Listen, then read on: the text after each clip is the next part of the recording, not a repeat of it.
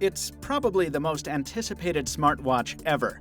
Motorola's Moto 360 isn't the first to shoehorn a smartphone sidekick into a round chassis, but it is the first Android Wear device to do so. Does that mean you should run out and buy it right now? Well, that's what we're here to find out. I'm Michael Fisher with Pocketnow, and this is our Motorola Moto 360 video review.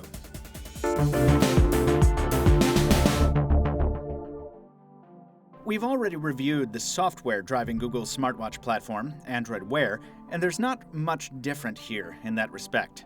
What really sets the Moto 360 apart is its hardware. That includes a stainless steel casing rated to IP67 for dust and water resistance, Horween leather on the conventional wristband, and Gorilla Glass 3 display protection on the face. The display underneath is a large backlit LCD with pixels stretching all the way to the edge, where the glass is beveled slightly to meet the casing.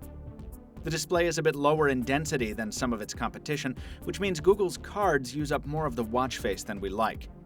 The more talked about flaw in the circular display is an equipment bay at the bottom, which gives the screen what some have called a flat tire look with certain watch faces. We don't really mind, but you might. There's a single button on the right side with crisp, snappy feedback, and on the back cover, a heart rate sensor sits nestled within a wireless charging coil that eliminates the need for external connectors. It all comes together in a sleek and beautiful, if big, package that weighs in at 49 grams, comes in silver or black, and goes with just about anything you wear alongside it.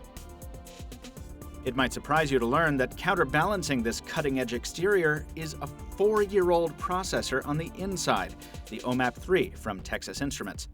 Now, it is backed up by modern amounts of RAM and onboard storage, and really, how much horsepower do you need on a smartwatch? Still, we're a little put off that this $250 device is powered by the same silicon that drove the Droid X in 2010. Thankfully, that seasoned chipset doesn't often affect the day-to-day use of the Moto 360. It suffers from the occasional hiccup, sure, but not really more so than the other Android Wear watches we've tested. And it does all the basics just as well. It buzzes your wrist for notifications, accepts voice commands and dictated replies, it measures your heart rate and counts your steps, it tells you your next appointment, and it plugs into compatible third-party apps. And, of course, it tells you the time, using almost any watch face you can think of. It does all this so you don't have to take your phone out of your pocket quite as often, which sounds like the ultimate first-world problem, yes, but is actually a real and compelling convenience once you get used to it. In particular, navigating to a destination from your wrist is very handy when biking or even walking, and dismissing an inbound call with a canned text response is also useful if you're in the middle of something. Unfortunately, Android Wear is still very much a 1.0 product. Most of the issues we complained of in our Android Wear review earlier this summer remain, like the inconsistent nature of the cards interface, the fact that your app list is buried all the way at the bottom of the least accessible menu, and the software's tendency to send a text message while you're still dictating it. This software is also a stickler for specific phrasing. Saying, "Set a timer for 10 minutes," will do just that. But saying, "Start a 10-minute countdown," will make the watch try to open an app on the phone we've never heard of and don't even have installed. That's because the watch recognizes the start keyword as an app launch command, but still, saying "set a 10-minute countdown" just takes you to a Google search. So does "what movies are playing nearby?" a question that in Google Now on the phone gives you a useful list. Some of this just comes down to remembering what to say and how to say it, but Android Wear is still not as smart as it needs to be to deliver consistent convenience. The Moto 360 hardware does its best to make up for that in the details. Its ambient light sensor automatically adjusts the display brightness. The Motorola Connect app lets you customize watch faces to suit your own tastes, and you can also plug in specific data about your health to give the watch a better idea of how to track your exercise. And the charging pedestal may not be the most portable device, but its bedside clock mode sure is slick. You won't want to get far away from that charger for long, but the 360 isn't the battery hog we first suspected, at least not relatively speaking. Keeping the screen on all the time will definitely kill it faster.